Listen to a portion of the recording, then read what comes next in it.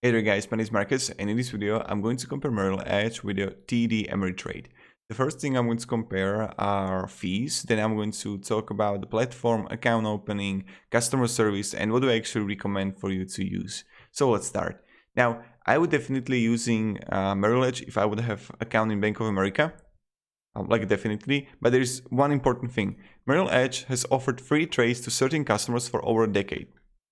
Most recently expanding free stock and exchange trade funds, ETFs, trades to customers with at least $20,000 in qualifying accounts at the brokerage and its parent bank. So this is really important for free account.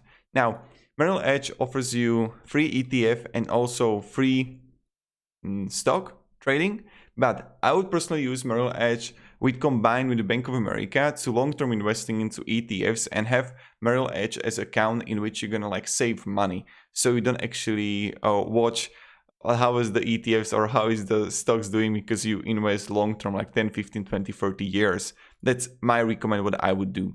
They offer also 0.65 dollars per contract. On Ameritrade, when we look on the fees, and you can see it by yourself, free stocks and ETFs, there is one huge advantage on TD Ameritrade is a thinkorswim platform that I would use it for actually trading and also for options. Also 0.65 per contract, but again, Ameritrade is also for long-term investing, of course, but I would personally use it for advantage of thinkorswim. So, but that's me. Now, they offer 5 stock markets, 2,300 ETFs. When we look on a Merrill Edge, again, stock market 5, ETFs 2,300. When we look here on, these are similar, customer support, live chat, phone support, but Merrill Edge doesn't have email support. Web trading, as I mentioned, thinkorswim in my eyes is just winning comparing to Merrill's Edge. But again, Merrill's Edge is just different. It's like different program comparing to Ameritrade.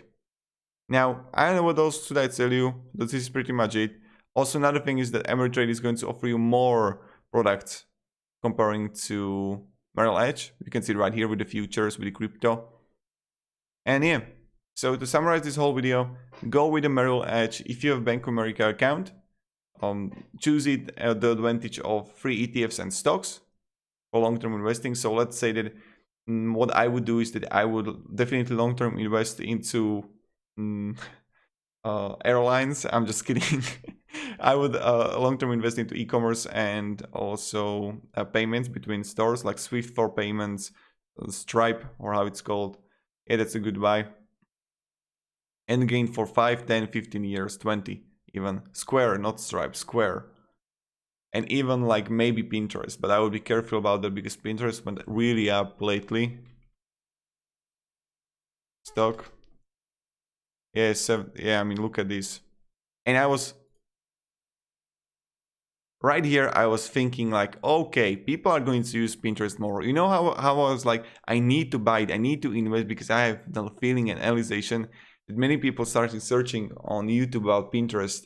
And many people want to start their own business because the corona, right? And what I was thinking that people are going to even, I should have bought that. So yeah, that was a bad call from me, but whatever happened. I would triple my money, but it happened. So yeah, but still, man. But I think that everyone has this kind of odds, right? But again, you can choose whatever. I don't know, Shopify stock. When I would analyze it, I invested somewhere here on $900, I think. It was good buy too, 10% up, 15% up. So that's great again. So yeah, a lot of great companies. E-commerce is the future, right? So thank you very much, guys. I talked a little bit too much about this. Have a great day and goodbye. See ya.